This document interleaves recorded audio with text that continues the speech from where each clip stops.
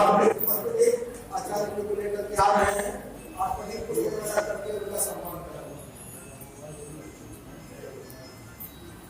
बोलो वैदिक धर्म की जय, वैदिक धर्म की जय, स्वामी दयानंद सरस्वती महाराज की जय।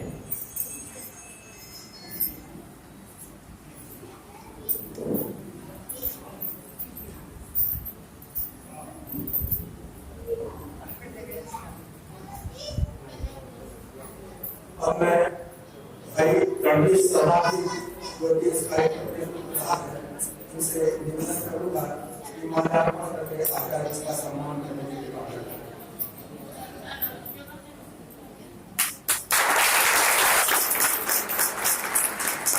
श्री रामकृष्ण पटुरी माल्यार्पण के द्वारा आचार्य जी का सम्मान करने के लिए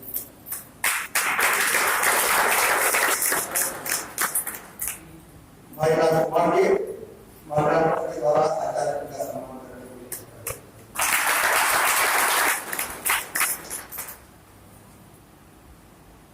मैं प्रशस्ति पत्र आपको दिखाना चाहता हूँ। ये प्रशस्ति पत्र जो है वो आचार्य जी को प्रदान किया गया वैदिक धर्म की स्थापना के लिए। वहां पर सारे जो पौराणिक विद्वान जुटे हुए थे 19 उनको हराते हुए वैदिक धर्म की स्थापना आचार्य जी के द्वारा की गई। ये जो है सम्मान पत्र इनको उपलक्ष्य में प्रदान किया गया।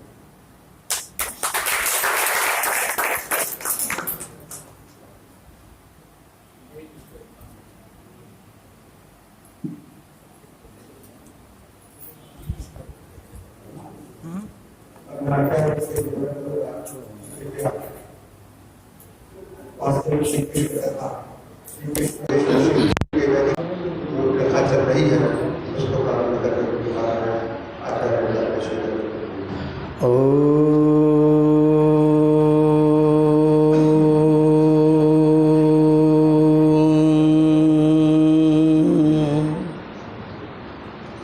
यो भूतं च भव्यं च सर्वं यश्चादितिष्ठति स्वर्यस्य च केवलं तस्मै ज्येष्ठाय ब्रह्मणे नमः। यस्य भूमिः प्रमान्तरिक्षमुतोदरं दिवं यश्चक्रे मूर्धानं तस्मै ज्येष्ठाय ब्रह्मणे नमः। यस्य कारुण्यलेशेन सर्वं सर्वत्र सिद्ध्यति संकल्पितं हृदाभीष्टं तं वन्दे जगदीश्वरं तं वन्दे परमेश्वरम्।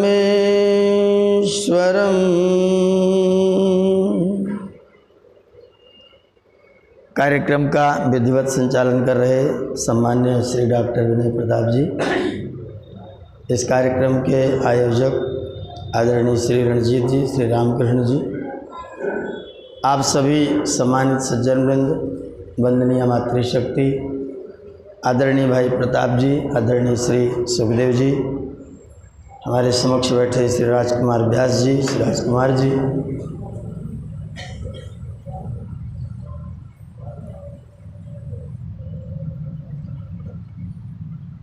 हम लोग यहाँ पर पिछले दिनों से भगवान श्री कृष्ण की कथा का श्रवण कर रहे हैं। 9 दिन के कार्यक्रम में मैंने 1 दिन के कार्यक्रम का अपना व्यवधान किया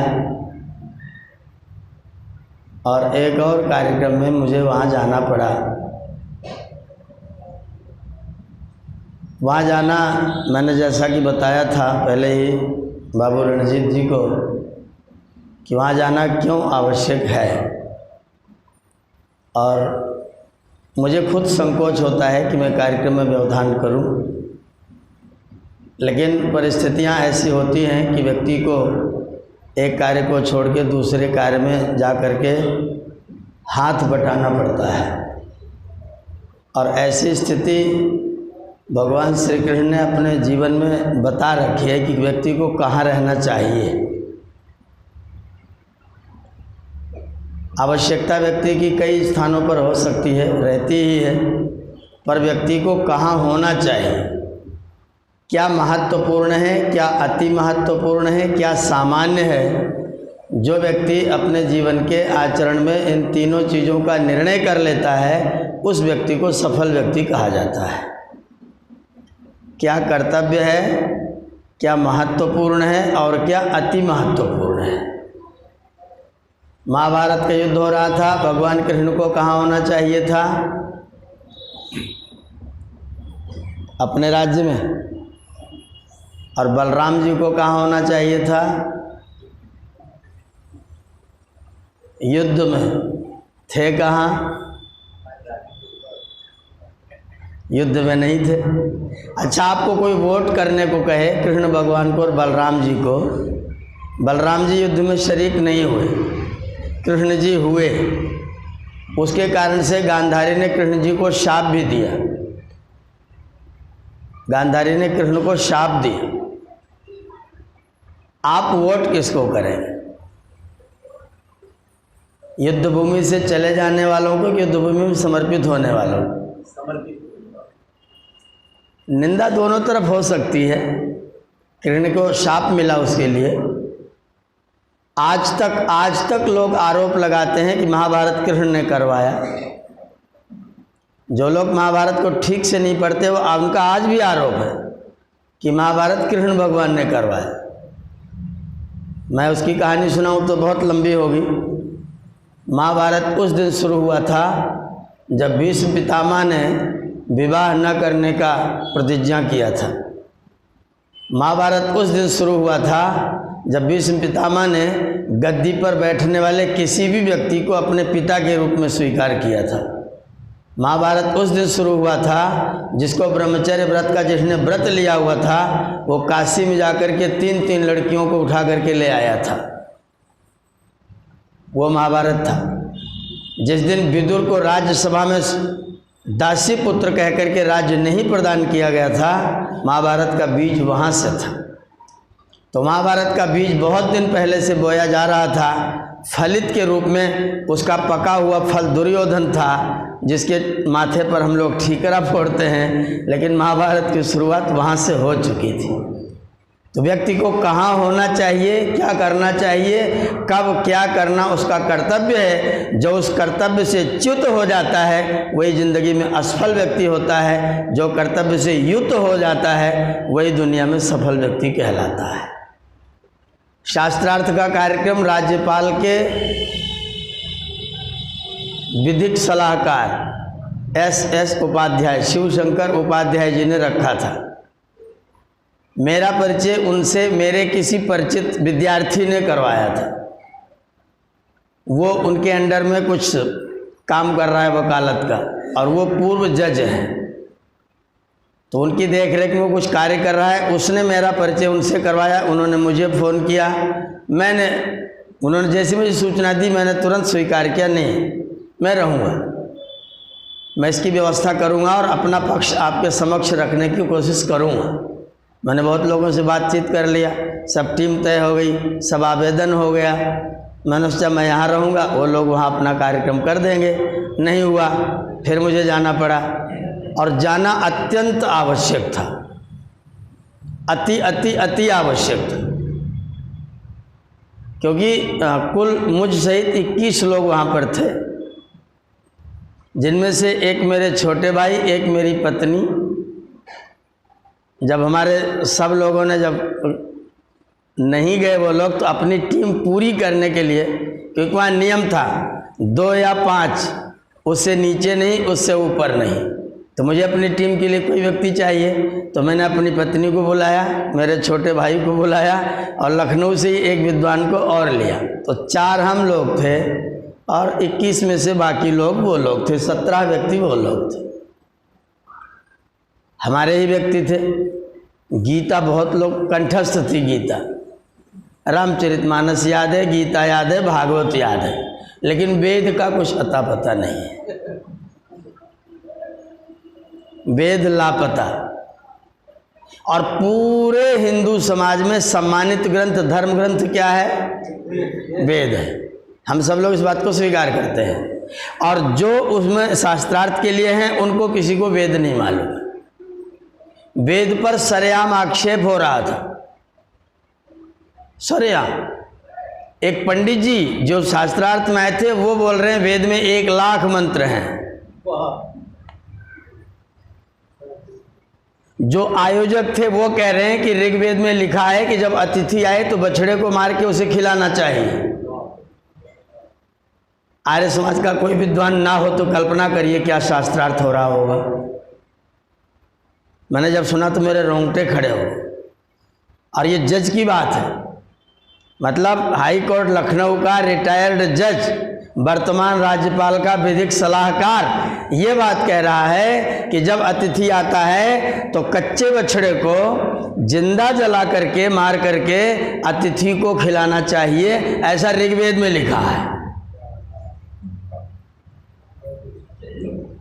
एक सज्जन जज थे, अब रिटायर हो गए, वो सज्जन कह रहे हैं ऋग्वेद में 8वें मंडल में 129वें सूक्त में 8वें मंत्र में लिखा है, परमात्मा ने कहा है कि मैं भी नहीं जानता कि मैं वेद में क्या लिख रहा हूं।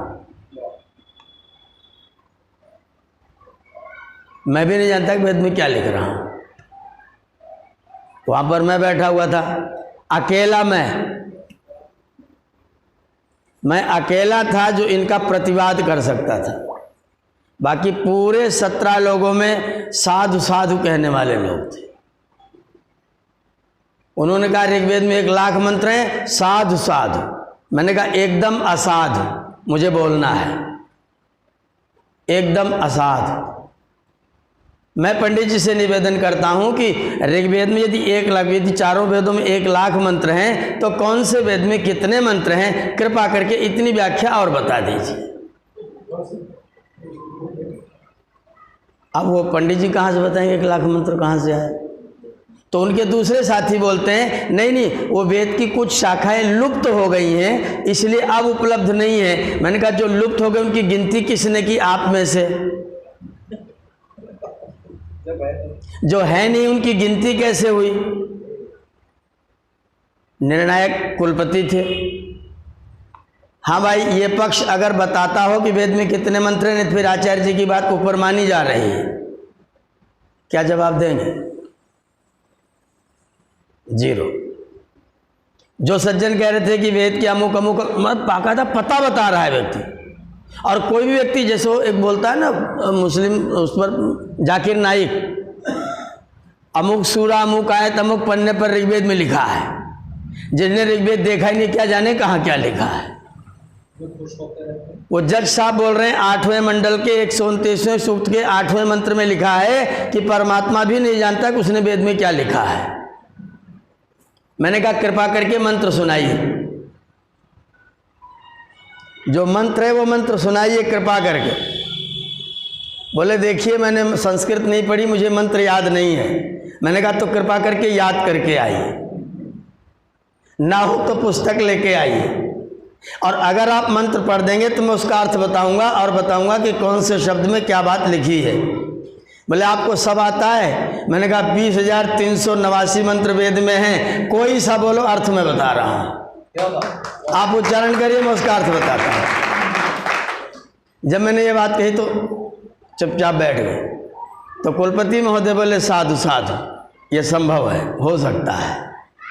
तब तक एक और पंडित जी उनके समर्थन में खड़े हो गए, विद्वानों में उनके समर्थन में खड़े हुए बोलते हैं कि एतावानस्य महिमा, एतावान अस्य महिमा अतो ज्यायांश चपूरुषः पादो अस्य विश्वाभूतानि त्रिपात अस्य अमृतम दिवि। मैंने कहा इसमें से कौन से शब्द का अर्थ है कि परमात्मा नहीं जानता कि वेद में क्या लिखा है।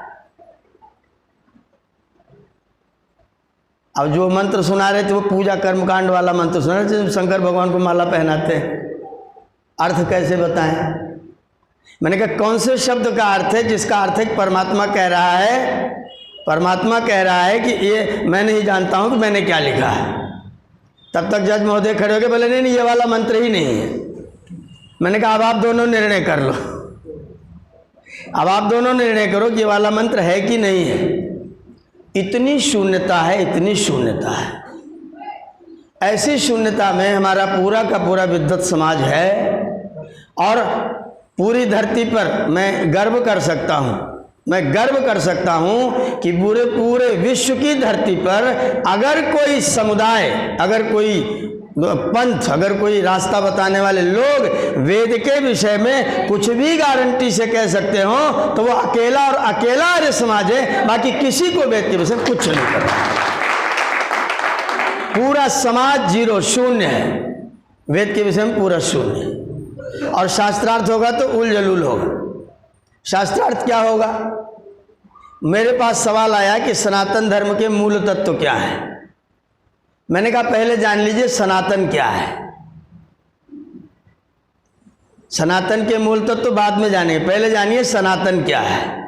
मैंने कहा एक शब्द है नूतन, एक शब्द है पुरातन, एक शब्द है सनातन। जो आज नया है कल नहीं था वो नूतन, जो पहले था अब पुराना हो गया वो पुरातन, जो पहले था नया आज है नया कल रहेगा नया उसे कहते हैं सनातन। पहले था नया आज है नया कल होगा नया। आप में से कौन सूरज को पुराना कह सकता है? कौन व्यक्ति रोज खाने वाली 50 साल तक खाई जाने वाली रोटी को पुरानी कहता है? जो रोज नया रहता है उसका नाम क्या है? सनातन। अब सनातन का जो मुख्य तत्व है वो जान लीजिए। धर्मस्य त्रयस्कंधा यज्ञ अध्ययन दानानि। यज्ञ अध्ययन और दान ये हमारे सनातन धर्म के मूल तत्व हैं।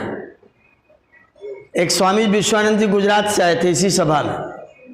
वो खड़े हो गए, मुझे सवाल करना है। स्वागत है सवाल का। अब सवाल देखिएगा फिर विचार करिएगा। सवाल कर रहे हैं कि व्यक्ति के जीवन का, प्रश्न सुनिएगा, व्यक्ति के जीवन का मुख्य लक्ष्य है मोक्ष की प्राप्ति। और गीता में कृष्ण भगवान कहते हैं कि मैं पढ़ने से नहीं मिलता। आप कहते हैं धर्म का तत्व है अध्ययन, और भगवान कहते हैं कि अध्ययन से भगवान नहीं मिलते। तो आपके तत्व में भगवान की प्राप्ति नहीं है क्या? इसका क्या उत्तर देंगे? हमारे जो निर्णायक महोदय थे डॉक्टर भारत भूषण जी, उन्होंने कहा इसका उत्तर मैं दूंगा। मैंने कहा आप बिल्कुल नहीं देंगे, आपका अधिकार निर्णय करने का, उत्तर मैं दूंगा। आप आराम से, इस समय आप मौन रहेंगे। प्रश्न मेरे पास है इसलिए उत्तर भी मेरे पास ही होगा।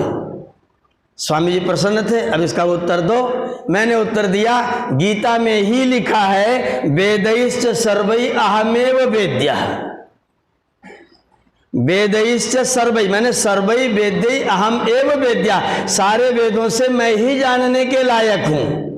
आप कह रहे हैं अध्ययन से मिलेगा ही नहीं, गीता कह रही वेदों से मैं ही जानने के लायक हूं। कौन सा श्लोक से? स्वामी जी आप बता दो,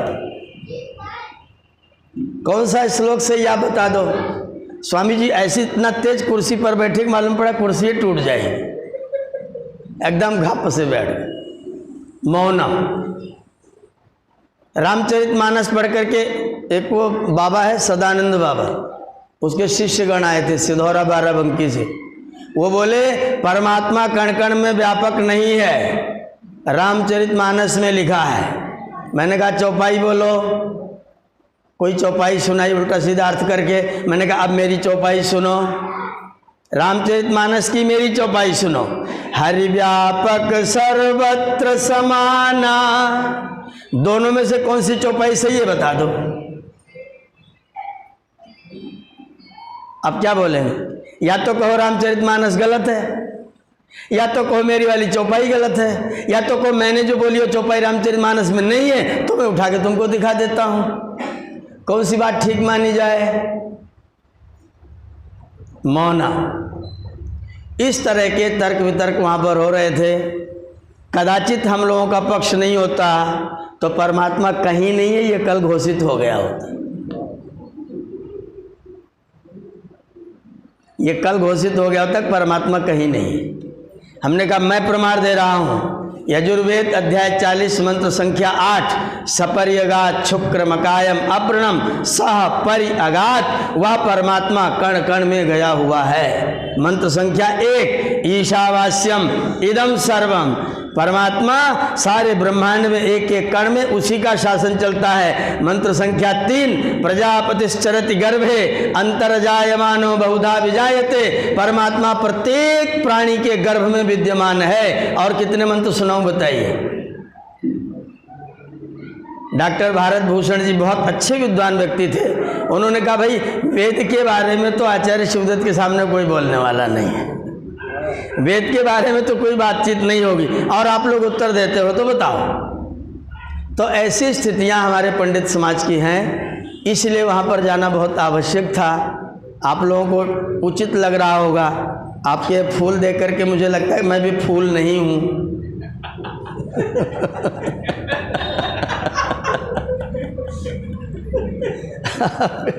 आपके ये फूल देख के मैं जान रहा हूँ मैं फूल नहीं हूँ।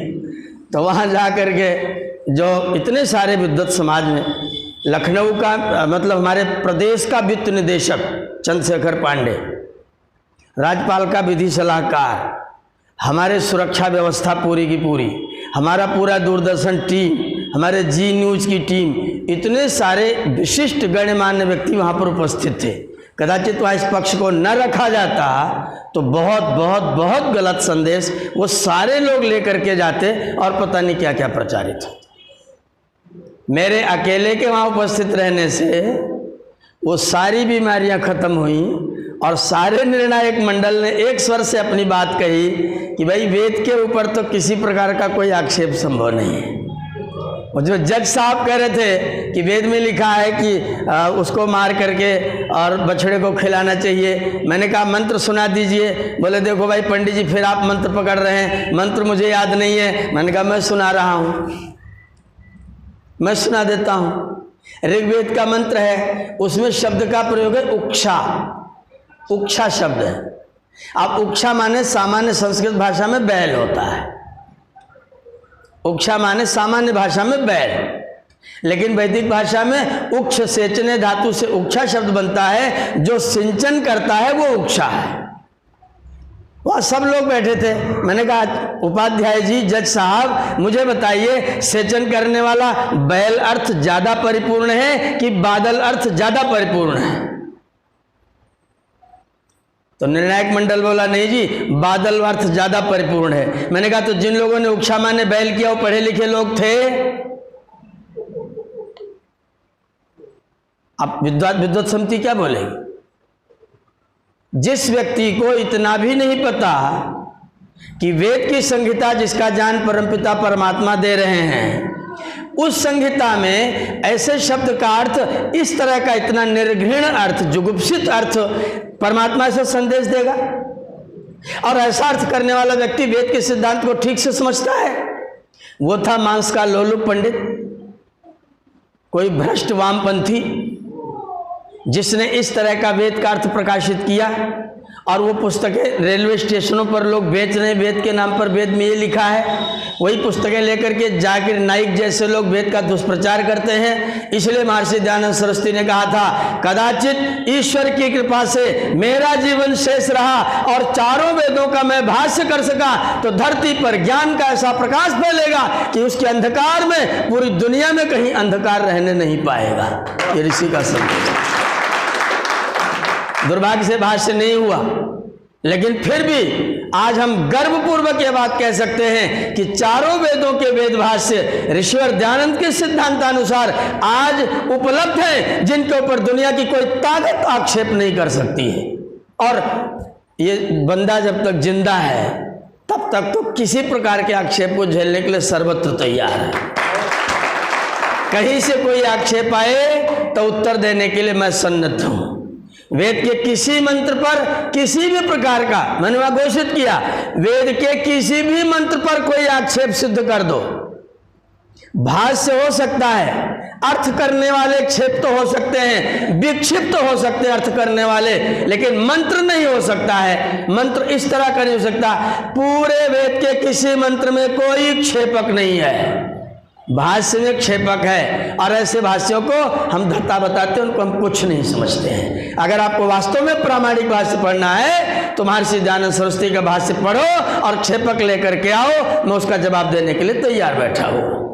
तो जज साहब बोले साधु साधु, हम ये आपसे कहलवाना चाह रहे थे। जब शास्त्रार्थ समाप्त हो गया तो जज साहब मेरे पास आए, अलग से जो आयोजक थे मेरे पास आए और मेरा हाथ पकड़ा और बोले आचार्य जी, अब तो आपको पता चल गया होगा कि आप ना आते तो मेरे शास्त्रार्थ का क्या स्तर होता, आप नहीं होते तो मेरे शास्त्रार्थ का स्तर क्या होता, अब आप सोच लीजिए। इसलिए मैं चाह रहा था कि आप जरूर आए। और वाकई अगर ये परिस्थितियाँ इस तरह के न बातें कही गई होती तो वहाँ तो रामचरितमानस धर्मग्रंथ था, भागवत पुराण धर्मग्रंथ था, और गीता में एक जगह एक लिखा है, दूसरी जगह दूसरा लिखा है, तीसरी जगह तीसरा लिखा हुआ है। एक ही वे जिस ग्रंथ से प्रमाण दे के एक बात सिद्ध करते थे, मैं उन्हीं के ग्रंथ से उनकी बात काट देता था। और वेद की किसी बात पर उनका कोई आक्षेप चल नहीं पाता था। वेद पर उनका आक्षेप नहीं है, सूरज है, इसके ऊपर कोई अंधेरा कभी उछाला नहीं जा सकता। और वो जिस अंधेरे को उछालेंगे उनके अंधेरे में एक और अंधेरा और विद्यमान है, वो मेरे पास है। इतना अध्ययन मैंने उनके ग्रंथों का भी कर रखा है। तो ऐसी परिस्थितियों में, ऐसी स्थितियों में मैं वहाँ गया था और बहुत बहुत प्रशंसा मिली है।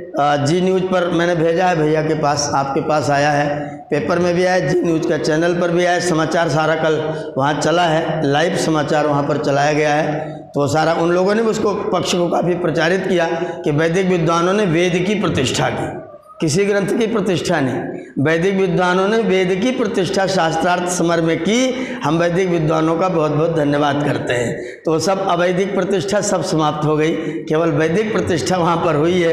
ये बहुत अच्छी और बड़ी टिप्पणी है और हमारे आपके लिए, सबके लिए गर्व करने की बात तो निश्चित तौर पर हो सकती है। और ये भी तय हुआ, जिस कल के कार्यक्रम को देखते हुए उन सारे लोगों ने एक मत से प्रस्ताव पारित किया कि इस तरह के शास्त्रार्थ कम से कम वर्ष में एक बार अवश्य कराए जाए। तो ये परंपरा अगर शुरू होती है तो निश्चित तौर पर ज्ञान विज्ञान के विस्तार का, विकास का अवसर मिलेगा। उसमें मैं उपस्थित हुआ और बहुत अच्छा लाभप्रद स्थिति रही। उन्होंने पहले कहा था किराया भाड़ा कुछ नहीं मिलेगा, कोई दक्षिणा नहीं मिलेगी। मैंने कहा हमें दक्षिणा आपके देने से नहीं मिलती है। दक्षिणा माने रुपया है भी नहीं, दक्षिणा माने दक्षता है। तो दक्षता तो है, आपके देने से थोड़ी बढ़ेगी, तो मेरे गुरुजनों ने दे रखी। तो आप क्या देते हैं, किराया नहीं देते हैं कि देते हैं, कोई फर्क नहीं पड़ता है। अगर मुझे अपना पक्ष रखना है तो हम आते हैं, पक्ष रखते हैं, हमें आपसे कुछ भी अपेक्षा नहीं है। किसी को उन्होंने कुछ नहीं दिया था, लेकिन ये जो सम्मान है, ये सम्मान और फिर जो आपका तथ्य जो प्रकाशित हुआ है, आपका जो वेद जो प्रतिष्ठित हुआ है, उसके सामने कोई भी रुपया पैसा कुछ भी कीमत नहीं रखता है, कुछ भी कीमत नहीं रखता है। इसके सामने कोई कीमत नहीं। जिसके लिए हमने अपना जीवन, आज 53वां साल चल रहा है जीवन का, सारी जिंदगी में वेद पढ़ने पढ़ाने के अलावा और क्या किया है। मेरी उपलब्धि यही है। और अगर मेरी उपलब्धि सार्थक होती है तो इससे ज़्यादा बड़ा पुरस्कार और क्या हो सकता है। तो इसलिए मैं इसको बहुत श्रेष्ठ पुरस्कार मानता हूँ, उत्तम समाचार मानता हूँ। और आप लोगों ने जिस तरह का भाव प्रदर्शित किया है वो निश्चित तौर पर संग्रहणीय है और मेरे लिए बहुत ऊर्जा देने वाला है। और आगे हम इस पक्ष को और मजबूती के साथ में निरंतर रखते रहेंगे, कहते रहेंगे। मैं ऐसा संकल्प भी इसके साथ में प्राप्त करता हूँ। भगवान श्री कृष्ण ने हमको सिखाया है, कृष्ण भगवान ने यही सिखाया, आपका रहना कहाँ आवश्यक है। आज का दिन मेरा था वैदिक राष्ट्र कैसा होना चाहिए। कृष्ण भगवान की राष्ट्र की संकल्पना कैसी है।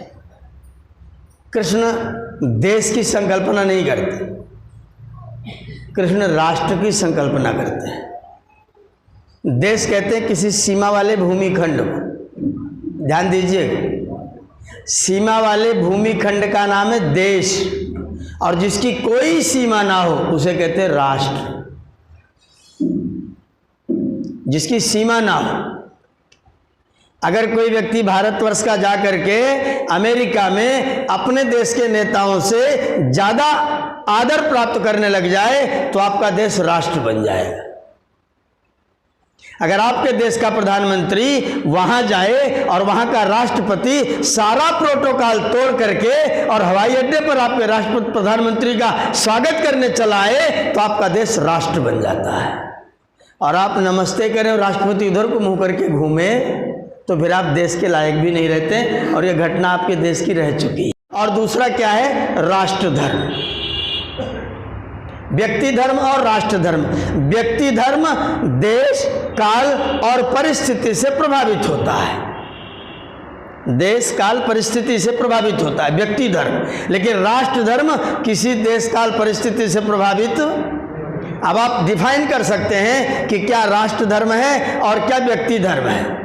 अगर आपका यही कार्यक्रम कदाचित मई में होता तो मैं जैकेट पहनता। सर्दी का मौसम है तो मैं पहना हुआ हूं। ये कौन सा धर्म है?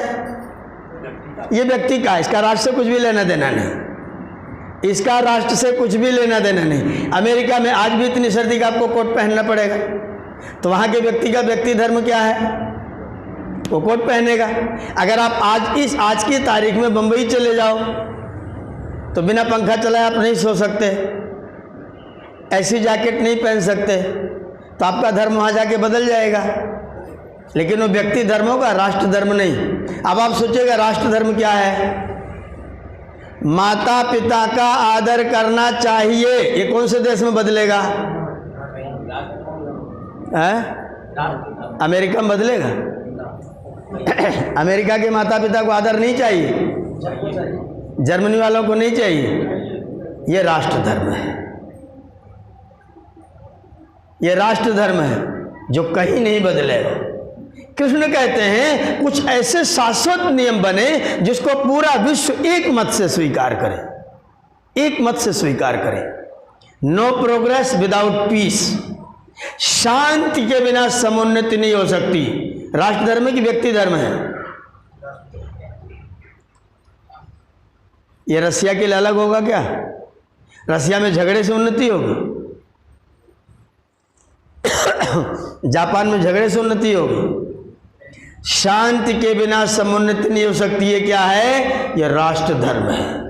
अन्यायी का सर कुचला जाना चाहिए। ये व्यक्ति धर्म है कि राष्ट्र धर्म है? व्यक्ति धर्म करोगे तो जेल जाओगे,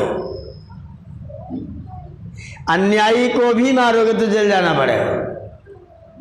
क्यों? क्योंकि व्यक्ति धर्म राष्ट्र धर्म में समाहित नहीं करना है। कृष्ण इतना ज़्यादा उसका क्लियरिफिकेशन करते हैं, इतना ज़्यादा क्लियर करते हैं। व्यक्ति का धर्म ये रहा, राष्ट्र का धर्म ये रहा। मुझको शांति से रहना चाहिए, किसी को दुखी नहीं करना चाहिए, ये मेरा व्यक्ति धर्म है। लेकिन अन्यायी को एक दिन भी जिंदा नहीं रखना चाहिए, ये मेरा राष्ट्र धर्म है। आपके घर में चोर चोरी करने के लिए आए तो आप प्रतीक्षा करें कि आपके पास जो अस्त्र होगा उसका प्रयोग करें। अगर आप प्रतीक्षा करते रहें तो फिर आपका धर्म क्या होगा? अन्यायी का अपकार करना, अन्यायी का तिरस्कार करना और उसका सर भी कलम कर देना, यह राष्ट्र धर्म है। और इस सिद्धांत को पूरे विश्व की पूरी मानवता को स्वीकार करना पड़ेगा, अन्यथा मानवता दुखी रहेगी। इसको बोलते हैं राष्ट्र धर्म। घर आए हुए मेहमान का स्वागत होना चाहिए। कहाँ नहीं होना चाहिए? चौरी चौरा में, सुल्तानपुर में, सब जगह। तो ये राष्ट्र धर्म है। जो सब जगह हो उसका नाम क्या है? राष्ट्र धर्म। ऐसे सिद्धांत पूरे विश्व के राजा लोग, महाराजा लोग और हमारे धार्मिक लोग, धर्मगुरु और राजनीति गुरु दोनों इकट्ठा हों, ऐसे सिद्धांत, कॉमन सिद्धांत बनाए जिसको दुनिया की पूरी शक्ति स्वीकार करे और जो उस नियम को हल ना करे उसका मुकदमा विश्व अदालत में चले और निर्णय तीसरे दिन हो जाए। यह है राष्ट्र धर्म। आतंकवाद रहेगा। आप जिनका खंडन करते, पाकिस्तान उनको पालता है। राष्ट्र धर्म है इसलिए दुख है। कृष्ण भगवान का गीता में संदेश है, ततो युद्धाय युज्यस्व नैवम पापम वाप्स्यसि। युद्ध में जुट जाओ, पाप बिल्कुल भी नहीं लगेगा।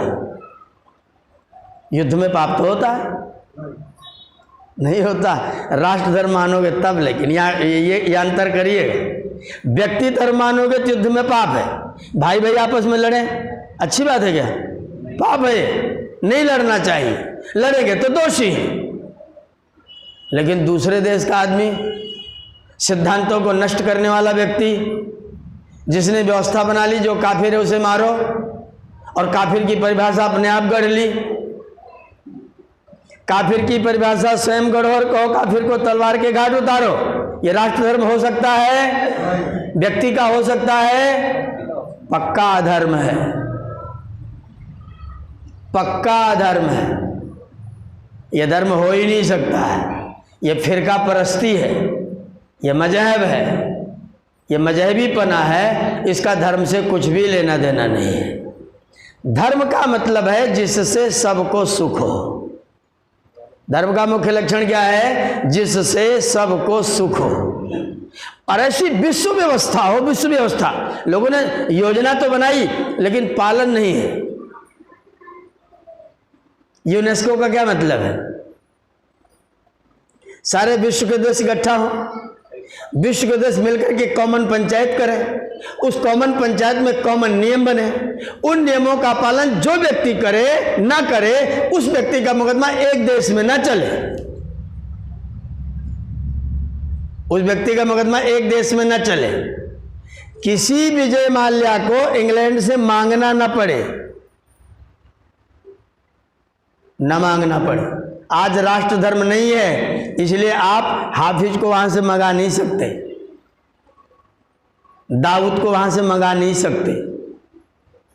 राष्ट्र धर्म होता तो ये कृष्ण का तरीका है। बताइए, समस्या का समाधान कृष्ण के पास है कि नहीं? आज से 5122 साल पहले भगवान श्री कृष्ण ने पूरे विश्व की समस्या का समाधान बताया हुआ था, अपने वक्तव्य में, अपने ग्रंथ में, अपने कथ्य में, अपने आचरण के द्वारा। सब मिलकर के राष्ट्र धर्म बनाइए, उसका एक चक्रवर्ती सम्राट बनाइए। चक्रवर्ती सम्राट, चक्रवर्ती न्यायालय, चक्रवर्ती धर्मसभा, चक्रवर्ती राज्यसभा। जैसे हम लोग ये बनाते ना, आईसीसी की क्रिकेट टीम बनाते पूरे विश्व के लोगों को चुन करके, ऐसे पूरे विश्व के बड़े बड़े नेताओं को और बड़े बड़े धर्म गुरुओं को मिला करके एक धर्म संसद, विश्व धर्म संसद बने और एक विश्व राजनीति संसद बने, और दोनों मिलकर के जो अंतर्राष्ट्रीय मामले हैं उनका निर्णय वो करें, और जो राष्ट्रीय नियमों की अवहेलना करे उसका दंड वो अदालत करे।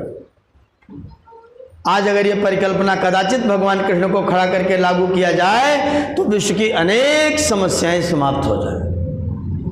आज हमारे पास में राष्ट्र नहीं है, आज हमारे पास में देश है, हमारे पास राष्ट्र नहीं है। अभी भी हम भारत को राष्ट्र नहीं बना पाए। अभी भी भारत देश है, पाकिस्तान देश है, अमेरिका देश है, रसिया देश है, चाइना देश है, जापान देश है। राष्ट्र नाम की चीज़ हमारे मस्तिष्क में कहीं से भी। और याद रखना, अगर हमारे देश में राष्ट्र की भावना होती तो मेरा देश गुलाम होता। आप इस बात से एक मत से सहमत होंगे। 300 व्यक्ति लेकर के कोई व्यक्ति मेरे देश पर आक्रमण करने के लिए आता है, 300 आदमी, और मेरे देश में 600 राजा है। राजा, सेना की बात नहीं कह रहा हूं मैं, सेना सबके पास कम से कम 10-10 हजार थी, कम से कम 10-10 हजार सेना हर राजा के पास थी। राजा थे 600। अगर यही तलवार लेकर के राष्ट्रीय बन गए होते तो कोई 300 आदमी लेकर के हमारे ऊपर आक्रमण करता,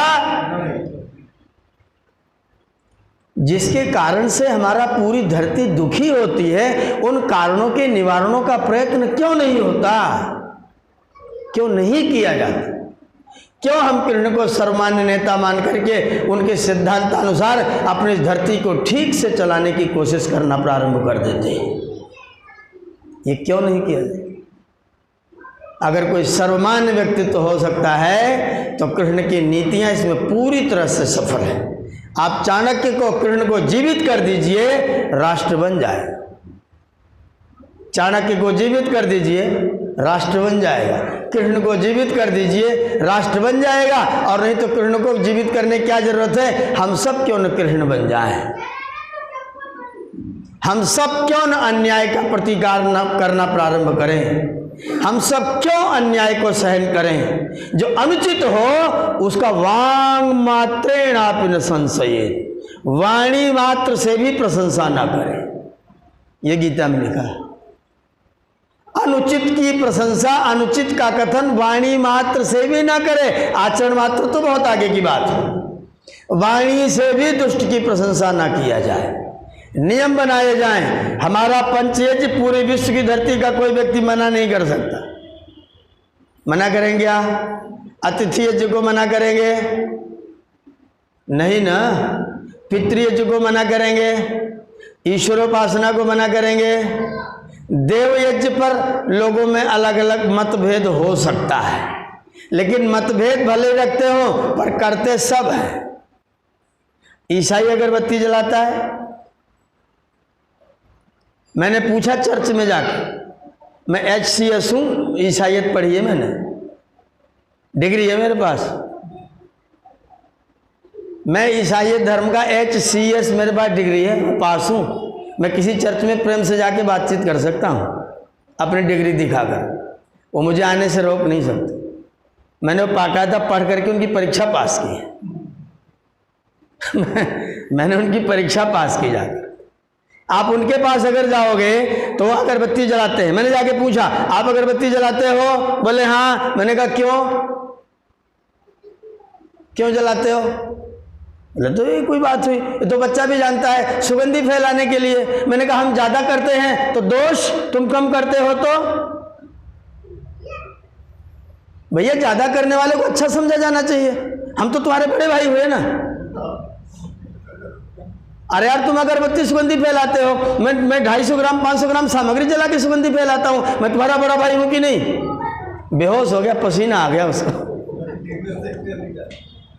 मैंने कहा तुम्हारी जनता बैठी है, घोषणा करो कि ये जो पवित्र चीज है, बोलो सबके सामने।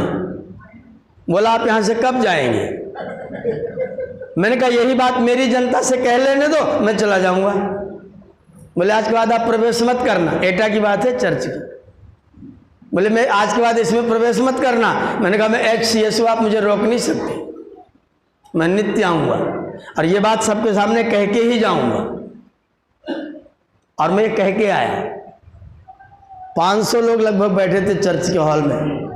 मैंने कहा भाइयों, सामग्री हम लोग, जो तुम अगरबत्ती जलाते हो उसका उद्देश्य है सुगंधी फैलाना, जो तुम दीपक जलाते हो उसका उद्देश्य है प्रकाशित करना। हम भी दीपक जलाते हैं, दीपक जला के अग्नि जलाते हैं, अग्नि जला के उसमें जिससे अगरबत्ती बनती है उस सामग्री को जलती हुई अग्नि में डालते हैं। आप सब पढ़े लिखे लोग हैं, अग्नि में जलती हुई चीज में कोई चीज डाली जाए तो ज्यादा फैलेगी कि कम? बोले ज्यादा फैलेगी। मैंने कहा अगरबत्ती में अग्नि जलती है क्या? बोले नहीं। मैंने कहा तो अगरबत्ती से कम होता है कि ज्यादा? बोले कम होता है। मैंने कहा हम ज्यादा करते हैं। एक स्वर से बोलो तुम मेरे बड़े भाई हो। पादरी साहब मेरा कुर्ता पीछे से पकड़ने लग गए। मैंने कहा एक स्वर से कहो कि तुम मेरे बड़े भाई हो।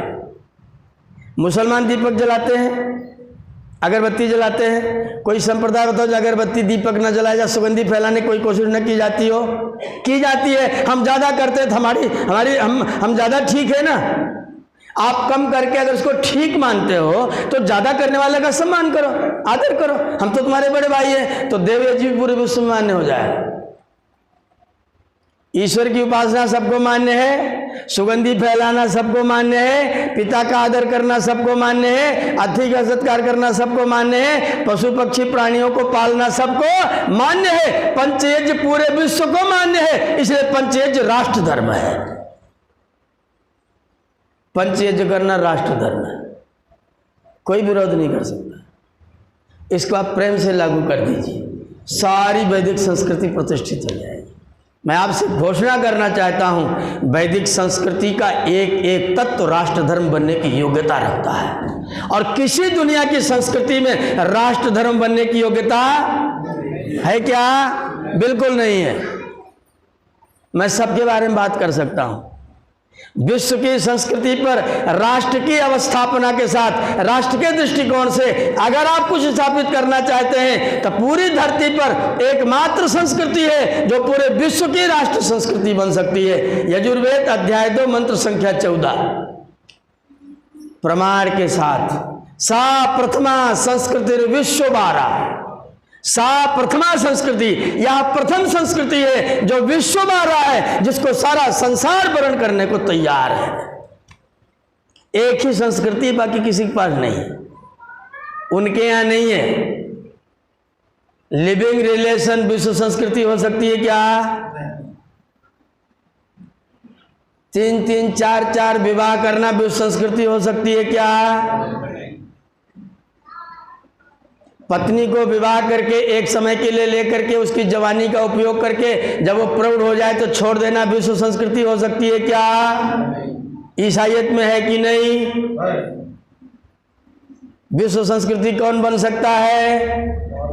ए मेरी माताओं बहनों, एक बार हमारे यहाँ, हमारी सनातन धर्म संस्कृति में एक बार विवाह संस्कार होता है। कोई पुरुष किसी स्त्री का हाथ पकड़ता है और वहीं अग्नि के सामने घोषणा कर देता है, जलदष्टिर यथासह, जब तक ये तुम्हारा शरीर रहेगा तब तक मैं तुम्हारा जिम्मेदार हूं।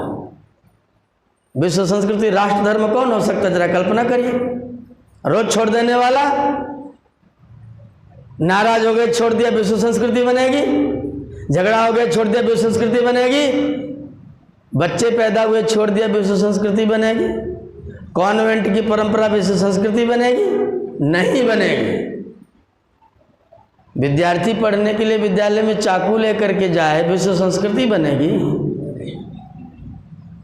विद्यार्थी गुरुजी के पास जाता है, एक एक आज्ञा पर अपने आप को समर्पित करके रख देता है। मेरे महर्षि गए थे गुरुवर बिरजानंद के पास। बिरजानंद जी ने कहा, क्या पढ़ के आए हो?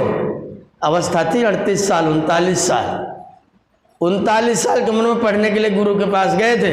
गुरुजी ने कहा, क्या पढ़ के आए हो? सैकड़ों किताबों का नाम सुना दिया। बोले, इनमें से तुम्हारे पास है कितनी? बोले, अमुक अमुक हैं। अभी पहले लौट के जाओ, उसको यमुना में फेंक के आओ। जिन किताबों को प्राप्त करने के लिए महर्षि ने बड़े बड़ी तपस्या की थी, पैसा थोड़ी था उनके पास में, कैसे प्राप्त किया होगा? बड़े चरण दबाए थे बाबा जी लोग, बड़ा निवेदन किया था, बड़ी सेवा की थी, तो एक एक किताब बटोरी थी, गठरी किताबों के लेके घूम रहे थे। गुरुजी ने कहा, सबको यमुना में फेंक के आओ। एक क्षण भी नहीं सोचा, सीधा लेके यमुना में फेंक के आए। एक क्षण हिचके ही नहीं, फिर लौट के आए। गुरुजी, आगे क्या आदेश है? जो याद हो उसको भूल के आओ। इस आदेश का पालन कर लोगे क्या? जब ये आदेश दिया गुरुजी ने, जो याद उसको भूल के आओ, तो ऋषिदानंद एकदम से ठिठक गए। बोले, गुरुजी, इसके लिए तो मुझे एक जीवन खाली भूलने में लगाना पड़ेगा, सारे संस्कारों को समाप्त करना पड़ेगा। तो गुरुजी ने कहा, नहीं, इसका मतलब ये है कि मेरे पढ़ाते समय कभी भी ये मत कह देना कि वहाँ पर तो ऐसा लिखा है। जो मैं बोलूँगा उसको अक्षरशः स्वीकार करोगे और मेरे कथन में किसी दूसरी किताब का प्रमाण नहीं दोगे। स्वामी जी ने कहा, तथास्तु, ऐसा ही होगा। फिर शर्त रखी, एक पाठ को दोबारा नहीं बताऊंगा, एक पाठ को दोबारा नहीं बताऊंगा, और पूछ लिया तो गुरुकुल से निकाल दूंगा। भर्ती होगे? बोले, आज्ञा सिरोधार्य है। ये सामान्य बात है, इसको कहते विश्व संस्कृति। जब शिष्य गुरु के प्रति इस तरह समर्पित हो जाएगा तो गुरु का अपमान होगा, गुरु का तिरस्कार होगा, और जहां गुरु का गुरुत्व कायम रहेगा वहां पर विद्या की समुन्नति ही होगी। इसलिए गुरु शिष्य परंपरा ही राष्ट्र धर्म हो सकता है। कॉलेज कॉन्वेंट राष्ट्र धर्म होने के लायक, गुरुकुल परंपरा ही राष्ट्र धर्म हो सकती है। कल के शास्त्रार्थ का अंतिम सवाल था, क्या करें कि सनातन धर्म प्रतिष्ठित रहे? संत लोग क्या करें कि सनातन धर्म प्रतिष्ठित रहे। मैंने कहा सारे संत मिलकर के पूरी शिक्षा व्यवस्था में गुरुकुल परंपरा लागू कर दें, पूरा सनातन धर्म हमेशा प्रतिष्ठित हो जाए। इतनी तालियां बजी इस बात पर, सारे लोगों ने समर्थन किया। सारे संत मिलके पूरी शिक्षा व्यवस्था को गुरुकुल परंपरा में बदल दे, सनातन धर्म हमेशा के लिए प्रतिष्ठित हो जाए। ये राष्ट्र धर्म बनने की बात है। आपकी संस्कृति राष्ट्र धर्म बनने की योग्यता रखती है। और नहीं तो आप तुलना करके देख लेना, सारे संसार की जितनी चीजें हैं सब मजहबी, सब मजहबी। व्यक्ति के शरीर के नष्ट होने के बाद, आत्मा के इसमें से निकल जाने के बाद, इसको गाड़ देने पर 6 फीट बाई 4 फीट जगह एक आदमी घेरता है। एक साथ 700 करोड़ लोग गाड़ दिए जाए, धरती पर कितनी जगह बचेगी? तो जला देना संस्कृति हो सकती है कि गाड़ देना संस्कृति हो सकती है? सब मान रहे हैं ना? कोई विरोध में उठो तो मुझे बता देना। आपकी संस्कृति राष्ट्र की संस्कृति बनने की योग्यता रखती है। ये बहुत पवित्र संस्कृति है, इसलिए इसके प्रति आपके हृदय में श्रद्धा और निष्ठा पैदा हो ही जानी चाहिए। आज जो हम लोग भाग रहे हैं ना पश्चिम वालों के प्रति, अमेरिका में अगर गेहूं धो दिया जाए तो हफ्तों नहीं सूखेगा, हफ्तों सूखेगा नहीं, इतनी नमी है। तो वो क्या करेंगे? गेहूं को धो के खाएंगे। सोमवार को धोएंगे तो अगले सोमवार तक सुखाएंगे, तो 6 दिन में खाएंगे क्या? तब उन्होंने क्या कॉन्सेप्ट निकाला? आटे की ब्रेड बनाओ।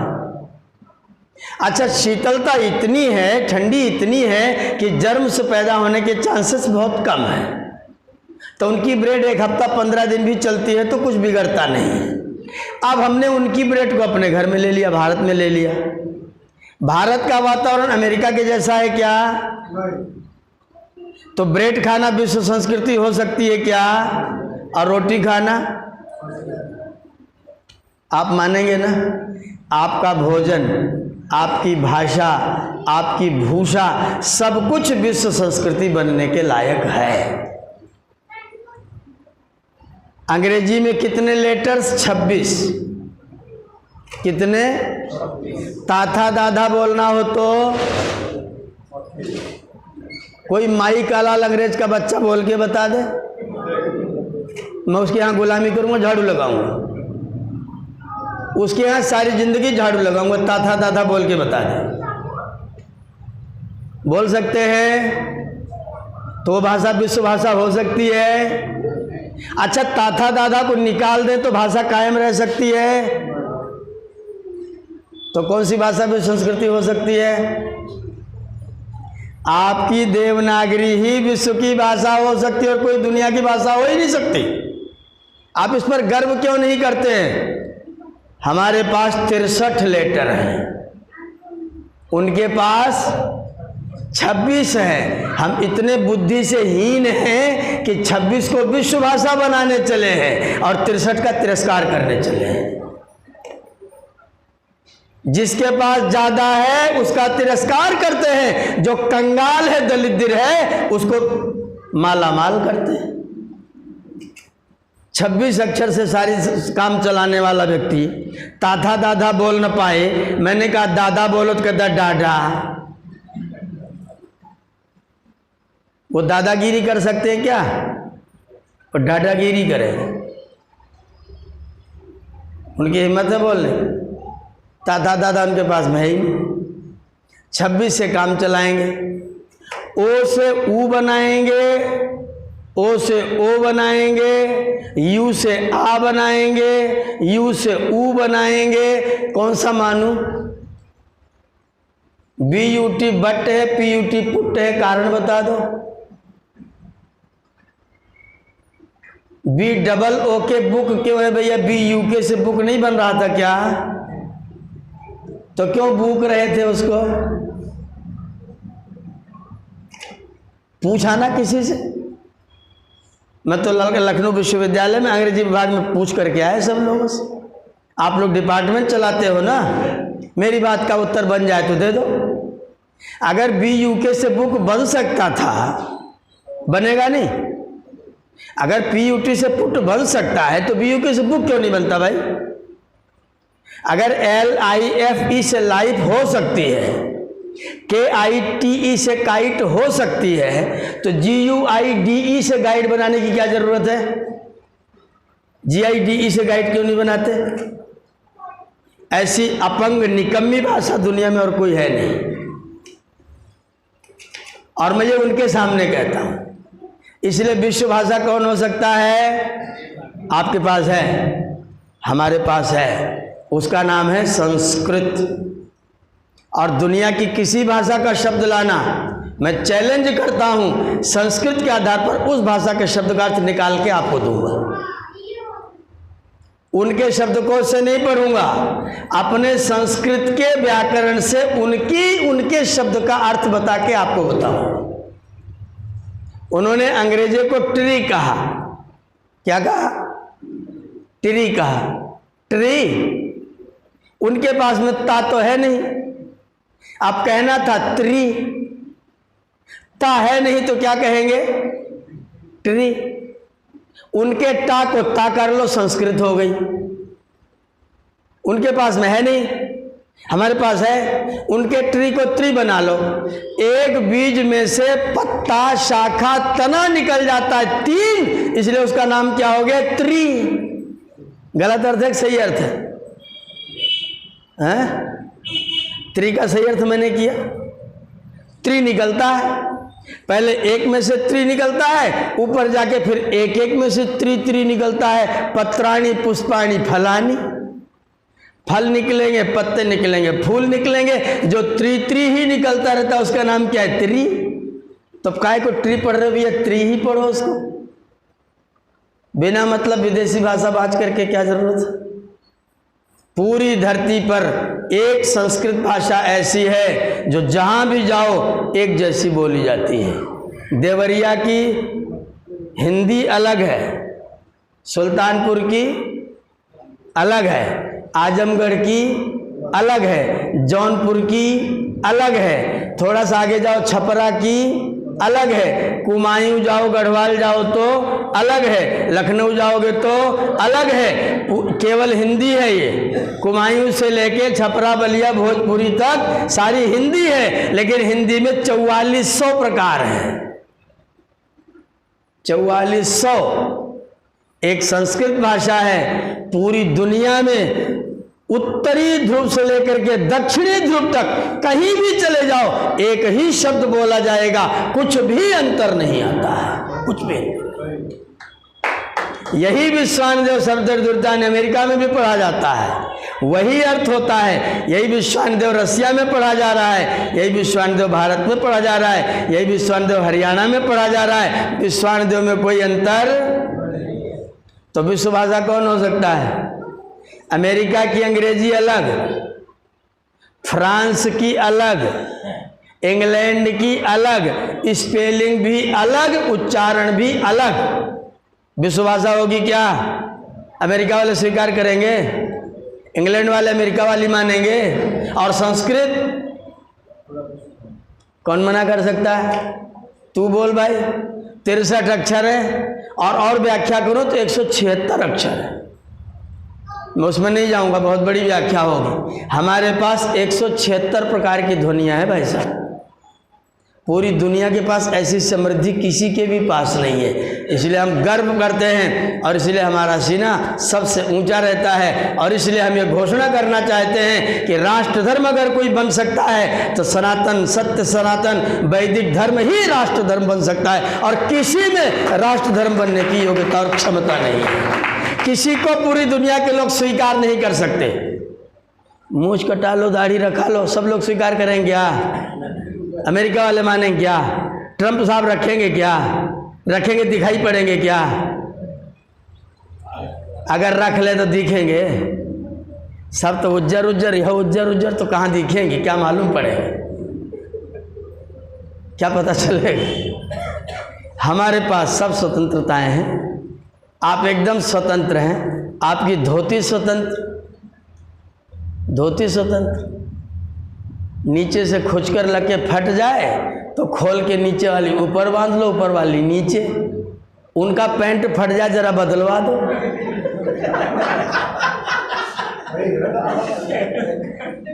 बदलवा के देख लो। मैं इस धोती को चाहे तो पीछे से लांग लगा के पहन लूँ, चाहे तो इसी से शरीर पोंछ लूँ, ज़रूरत पड़े तो बिछा करके चद्दर बना लूँ, ज़रूरत पड़े तो ऊपर से ओढ़ लूँ, कुएं में थोड़ा कम पानी हो तो रस्सी बना के भर लूँ, धूप लगे तो खोल के पगड़ी बना लूँ। पैंट का बना लो, क्या बनाओ, कुछ बनेगा? धोती कहीं से फाड़ दो आप, मैं उसको ऐसी बांध के दिखा दूंगा, फटा वाला दिखेगा नहीं। कहीं से फाड़ दो, मैं ऐसी बांध के दिखा दूंगा कि आपको नहीं दिखेगा कि फटी हुई है। और पैंट कहीं से फाड़ दो, आप रोक ही नहीं सकते, कैसे रखाओगे उसको? कौन विश्वमान्य हो सकता है बताइए? आपकी भूषा, आपकी भूषा विश्वभूषा, आपकी भाषा विश्वभूषा, आपकी पद्धतियाँ, आपके तरीके विश्व भर के तरीके, सर्वमान्य तरीके। और वेद ने यह घोषणा पहले से कर रखी है, सा प्रथमा संस्कृति विश्ववारा। इसलिए आवश्यकता है हम अपनी संस्कृति को दृढ़ता से पालन करें। हम कच्चे हैं वास्तव में, मुझे क्षमा करिएगा, हम कच्चे हैं। हमें दूसरों की चीज़ ज़्यादा अच्छी लगती है। कोई व्यक्ति विदेश से आ जाए तो हमको बड़ा प्रिय लगता है। Made in Japan, made in China हो जाए तो प्रधानमंत्री की रोज एक घोषणा करनी पड़ती, local is vocal. Made in Bharat शुरू करो, manufactured in Bharat, made in Bharat, not made in China. मेरे भारत की बनी हुई चीज़, मेरे भारत की बनी हुई संस्कृति, मेरे भारत की बनी हुई सभ्यता, और ये सभ्यता पूरे विश्व के द्वारा मान्य। किसी के चित्त में कोई खंडन की बात हो, कोई के अमुक चीज़ मान्य नहीं है, तो मैं उसको सुधारने के लिए तैयार हूँ। और चाहो तो मैं एक एक उदाहरण देकर के आपको सारी रात सुनाऊंगा। ये चीज़ मान्य है। वृद्ध माता पिता को दोनों पुत्र और पुत्रवधू छोड़ करके कहीं और जाके बस जाएं, ये वृद्ध माता पिता क्या करें? किसके सहारे जिएंगे? पत्नी युवा थी, काम करती थी, रोटी बनाती थी, सेवा करती, तब तक मेरी पत्नी 40 साल 45 साल की हो गई, 2 बच्चों की माँ हो गई, मैंने उसको छोड़ दिया। ये विश्व सभ्यता हो सकती है क्या? असंभव है। वैदिक सभ्यता ही विश्व सभ्यता और विश्व संस्कृति हो सकती है। इसलिए अपनी संस्कृति के प्रति श्रद्धा और निष्ठा पैदा करें, उसका दृढ़ता से पालन करें, और इतना श्रद्धा पूर्वक पालन करें कि आपको देख करके व्यक्ति को कहना पड़े कि ये वाली संस्कृति अच्छी है।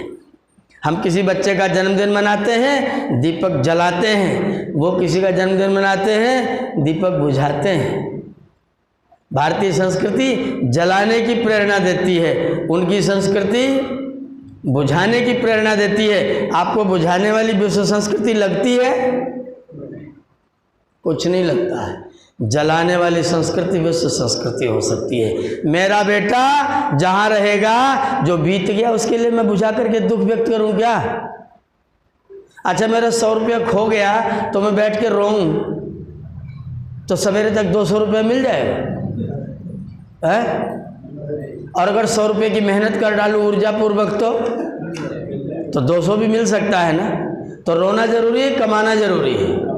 ये भारतीय संस्कृति है। रो मत, एकदम नहीं रोना। जो चला गया गतम न सोचामि, गतम ना सोचामि। मैंने किसी के लिए उपकार कर दिया तो अहंकार नहीं करता, किसी के लिए उपकार कर दिया तो अहंकार नहीं करता। मेरा कुछ चला गया तो चिंता नहीं करता, चिंतन करता हूं कि फिर कैसे आएगा। यह हमारी संस्कृति है। कौन इसको मना करेगा? कौन इसका विरोध करेगा? ये राष्ट्र की परिकल्पना भगवान कृष्ण की है। इसलिए महाभारत करवाया गया, क्योंकि जिन लोगों के खिलाफ करवाया गया उन लोगों की परिकल्पना राष्ट्र की नहीं थी, उनकी परिकल्पना देश की हो गई थी। उनकी परिकल्पना में देश खड़ा हो गया था। भीष्म पितामह सारी जिंदगी हस्तिनापुर पकड़ के रह गए। राष्ट्रीय परिकल्पना मेरा हस्तिनापुर बस, और बाकी ये वसुधैव कुटुंबकम किसके लिए लिखा गया है?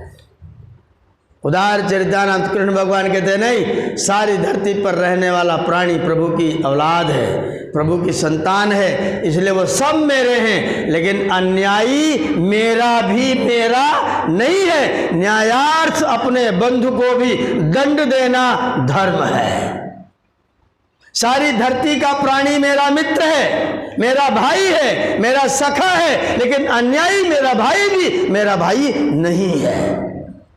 ये राष्ट्र धर्म है। अन्याय करेंगे तो मैं आपका भाई नहीं हूँ, अन्याय करेगा तो कोई भी होगा वो मेरा भाई है।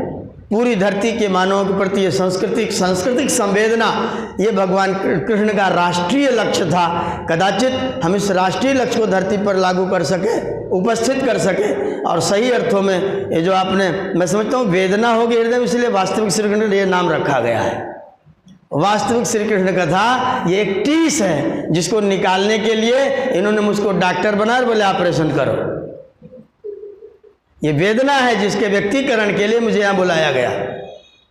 मैं इसका ऑपरेशन ठीक कर सकता हूँ। इसलिए तो श्री कृष्ण राष्ट्र के बारे में क्या सोचते हैं, ये उनकी प्रतिष्ठा है। वो कहते हैं विश्व संस्कृति बनने के लायक अगर कोई है तो आपकी संस्कृति है। और राष्ट्र सबकी अलग अलग देश की भूमियाँ हैं। ऊंचा पजामा पहनने का कारण क्या है,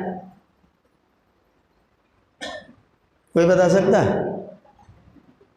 वहाँ बालू बहुत उड़ती है। जहाँ इनकी जड़ है, जहाँ से निकले हैं, वहाँ बालू बहुत उड़ती है। बालू उड़ेगी और पजामा अगर ज़मीन तक रहेगा तो गंदा होगा। तो हमने पजामा ऊंचा कर लिया। कुर्ता लंबा रखो जिससे धूप कम लगने पाए, गर्मी ज़्यादा है। पूरा सर ढक लें अगर तो गर्मी लगेगी, तो बीच में अगर छेद कर लें तो थोड़ी थोड़ी हवा आती रहेगी। तो टोपी कैसी बनाएंगे अरब वाले, लेकिन वो भारत में लगाएंगे कश्मीर वाले, तो कश्मीर वाले छदा की टोपी लगाएं तो क्या होगा, बचेंगे? तो विश्व सभ्यता है क्या? वो केवल अरब की सभ्यता है। वहाँ ऊंचा पजामा लंबा कुर्ता ठीक है, वहाँ गोल टोपी ठीक है, इंग्लैंड का कोट ठीक है, वहाँ के लिए टाई, थायराइड कहाँ होगा, गले में, सर्दी से। और अगर इसको टाई से बांध देंगे तो हवा, तो किसके लिए ठीक है? भारत के लिए। भारत के पास तो बटन है भैया, यहाँ तक बंद कर ले चाहे पूरी खोल। ये हमारा खुलापन है, इसको पूरी धरती स्वीकार करे। गर्मी लगे तो खोल लो खिड़की है, और सर्दी लगे तो बंद कर लो। विश्व मान्य है। उनका कोट उनके अनुसार है, वो देश काल परिस्थिति के कारण से है। उनका उल्टा तवा भी देश काल परिस्थिति के कारण से है। उनका हाथ ये धोना भी देश काल परिस्थिति के कारण से। क्यों? बर्तन मांजा ही नहीं जाता है, बालू से रगड़ के कपड़े से पोंछा जाता है, पानी ही नहीं है।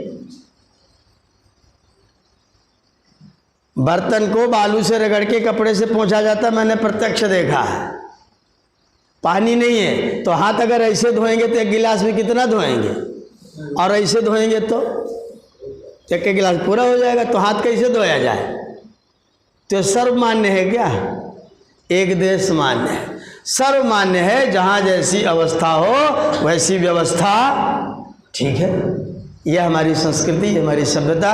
तो मेरा निवेदन है राष्ट्र धर्म के विषय में हम थोड़ा व्यापक सोचें, छोटा न सोचें। इतना न सोचें कि चौरी चौरा, हम सोचेंगे पूरी धरती। लेकिन पूरी धरती पर केवल अच्छाइयों का समर्थन होगा, बुराइयों का समर्थन घर में भी नहीं होगा और धरती के किसी कोने में भी नहीं होगा। यह हमारा राष्ट्र धर्म है। व्यक्ति धर्म है कि घर में गंदगी नहीं रहने देंगे, राष्ट्र धर्म है धरती पर गंदगी नहीं रहने देंगे। राष्ट्र धर्म है बुराई को धरती पर कहीं पनपेगी तो विरोध करेंगे। व्यक्ति धर्म है घर में भी उसकी सुरक्षा और संरक्षा कायम रखेंगे। तो हमारा अपना व्यक्ति धर्म कायम रहे, राष्ट्र धर्म भी कायम रहे। एक संस्कृति हो जिसको पूरा विश्व स्वीकार करे, और वो आपकी सनातन संस्कृति हो सकती है। इसको प्रतिष्ठित करें, अपने जीवन का अंग बनाएं। आज के लिए आप सबका बहुत बहुत धन्यवाद करते हुए वाणी को विराम देते हैं। ओम शांति। आपके व्यक्तिगत